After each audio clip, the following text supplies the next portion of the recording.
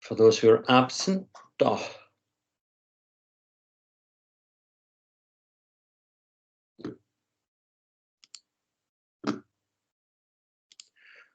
Okay, so we're on the same lesson as yesterday. So we're still on Ozymandias, one from yesterday. Just make that a wee bit smaller for a second to it. Now, what I want you to do now for me, please, is I want you to pick out the imagery from the poem that help for you define the qualities of this departed leader. So it might be you pick out two vast and trunkless legs of stone. That might be a quote that you pick out. So all I want you to do is pick those quotes out, just jot them down here on the OneNote, and put beside it what you think that quote reveals about the departed leader. What does it say about their qualities as a leader? What does it say about the way that they ruled? What does it say about those who they ruled over? How did they regard them? Anything that brings to mind, that's brought to mind to you. Okay, I'm looking for you probably to get maybe round about sort of anywhere between 3-5 quotes that you should be able to pick out here from that sonnet, and with your own ideas put beside it. Okay, it's just coming up to 3:15 now. So if I'll give you until past, and then we'll collectively feed back on that. Okay? Yeah? You all know what I want you to do? You all understand? Yeah. Thank you, Christian. Okay, I'll put myself onto mute just so I don't disturb you. But anybody's got any questions, obviously just message me in the chat function or in Teams and I'll respond to you. Okay, so you get 15 minutes to pull out the quotes that you want and try to keep them as short as possible, and what those quotes say to you about this leader Ozymandias. Okay, off you go.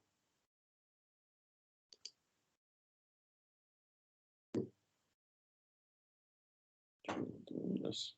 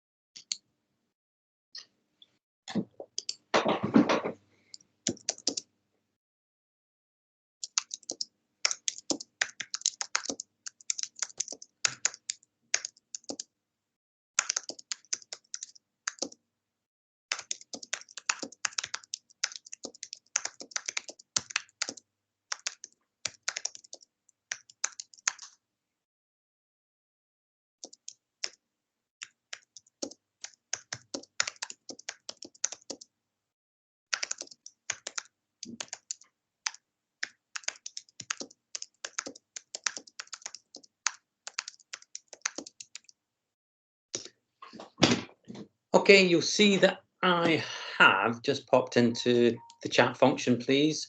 That if you can start typing up, and just give me one, because obviously I said target 3 to 5. Just pop one quote in, please. Nothing besides remains. Thank you, Lottie. And I will transfer them over onto the OneNote.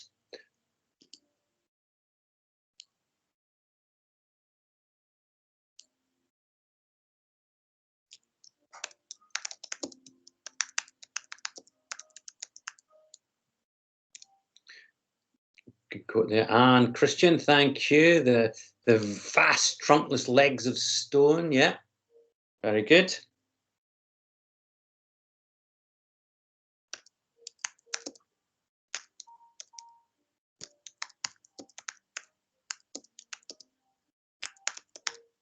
Can I have a few more, please? That's 3 so far. There's more than 3 of you in the room, and you should have all been doing the same task. So you should all have a few. You can't all say, "Oh, that's my quote."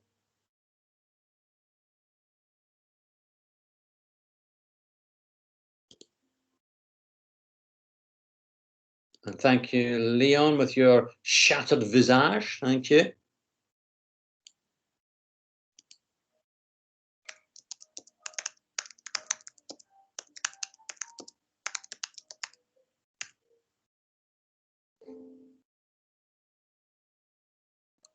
Colossal wreck. Thank you, Kemi. Which image would that be best to go by? Here. Yeah.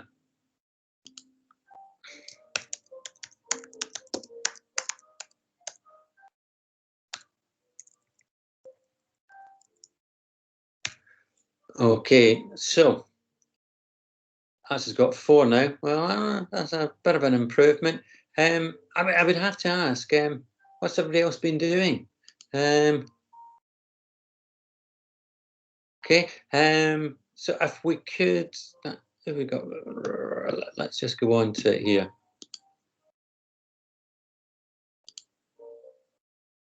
So we've got George, Darren, Matthew, Tom, Simeon. Oh, what's happened to Kiva, and Nathan? Where have they gone?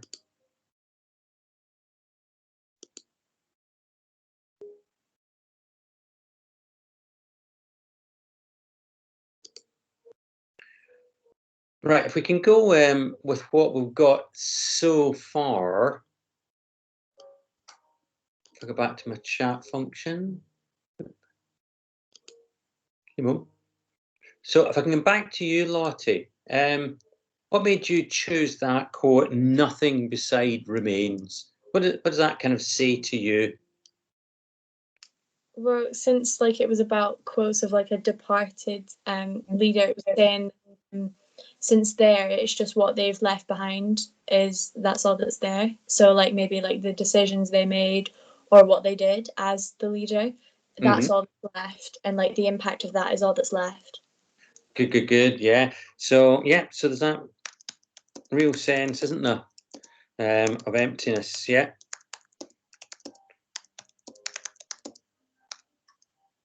For all the greatness. Yeah. Good. I like that. Oops. Yeah, and again, isn't it? And it's that sort of there's no sort of lasting testimony for them, is there? That's just it. Just this sort of huge colossal wreck.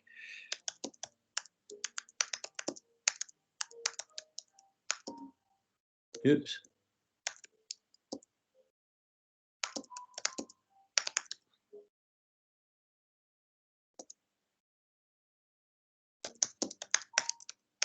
In a sense, obviously, of a great. There's no sort of legacy being left behind here. Okay. Now, Leon,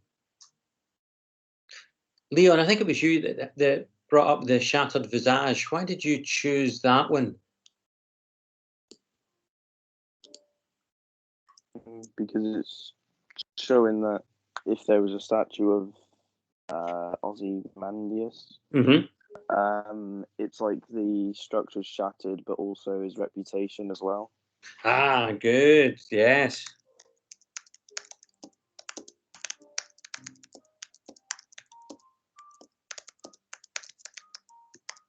Yeah, good. So I mean that whole idea, isn't it? Just lying in ruins there. Yeah, no longer feared or anything like that. Good. I like that. Kimmy, I think you were the man for the vast trunkless stone, vast trunkless legs of stone. Was that you? Am I right in remembering that? No, that was Christian. Oh, sorry, Christian. Why did you choose that one? It's just quite an odd image, you know. So what? Yes. So what's odd about it? Do you think? Like you know, two giant legs of stones, a bit random. Yeah, isn't it? And you know, it's almost literally he's been cut off at the knees, isn't it? Yeah. And if you think of that sort of sporting analogy, you know, a tackle, you get cut off at the knees, what happens? You fall. You fall, isn't it? And again, it is another sort of image of that, this great dictator fallen, isn't it?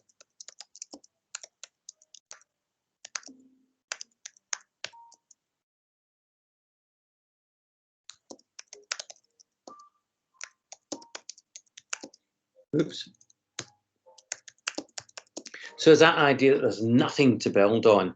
Okay, good, thank you. And Kimmy, coming back to you now for the colossal wreck. What do you want to say about that? That it's like he's like fallen in a way. Well, he has fallen, but it shows that it's more than just him fallen. It's like his whole like way, like his reputation in a way has fallen as well.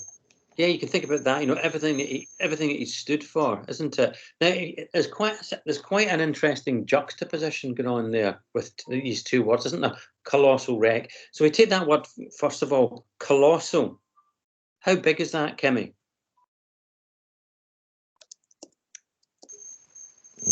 Bigger than massive. It's bigger than massive. Yeah, that is some feedback you've got going on there. Cool. What's causing that whistle? Yeah, but so on the one hand, isn't it? Yeah, we've got this. His destruction is massive, isn't it? It's almost all-encompassing. It's everywhere. Yeah.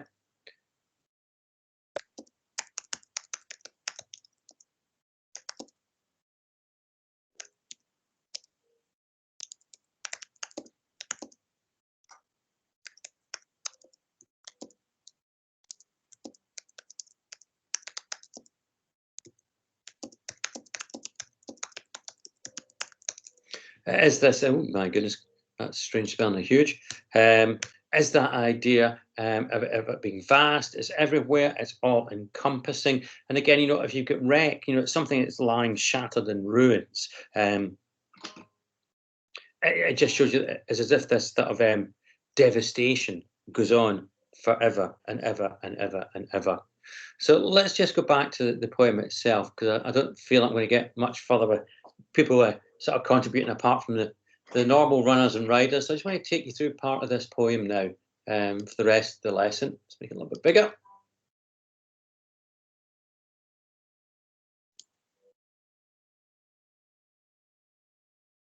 So obviously here we've got this the vast and trunkless existence that we talked about, and we've got them standing in the desert here.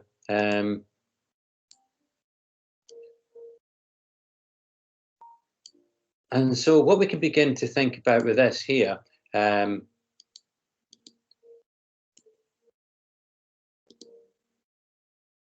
especially with the desert, it's this sort of huge empty landscape here.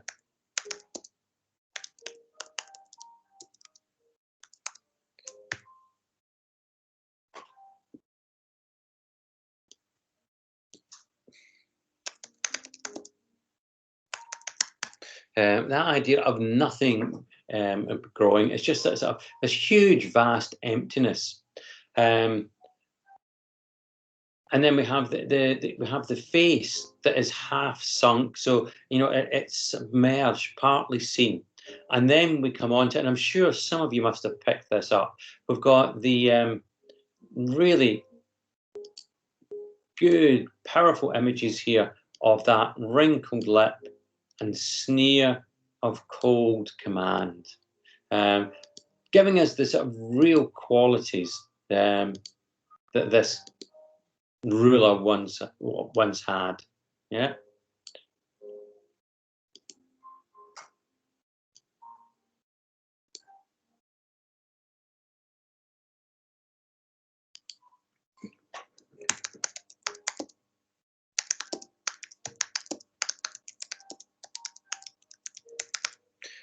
Whoops.